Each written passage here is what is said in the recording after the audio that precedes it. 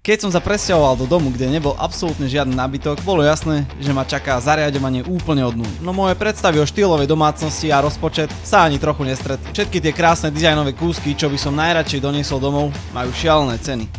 Úprimne, obyčajnú novú komodu by som si mohol dovoliť a vyšlo by to oveľa lacnejšie než táto rekonštrukcia. Preto som si otvoril bazoš a pustil sa do pátrania po niečom minimalistickom, čo čaká na druhú šancu. Zaujal ma inzerát na bielu malú komodu za 60 €, vraj s drobnými nedostatkami. Zavolal som pánovi a dohodol si obhliad. Keď som zistil, že je to v 8. poschodie paneláku, len som sa zasmiel. Majiteľ bol pripravený, šuplíky zalepené, komoda pri dverách, ale pri pohľade zblízka bolo poškodení viac, než sa javilo v inzeráte. To mi však hralo do krát. Vyjednávanie mám rád, takže sme sa napokon dohodli na 40 €. Preprava bola tiež zážitok. Do výťahu vošla s milimetrovou rezervou, pán mi ochotne pomohol. Doma som komodu dôkladne vyčistil, demontoval zásuvky, všetko prebrúsil a vyplnil rýh. Pri výbere farby som tentoraz siahol po naozaj výraznej žltej. Vrstvil som náter za náterom, až kým komoda nežírela pozitívne po celej izbe.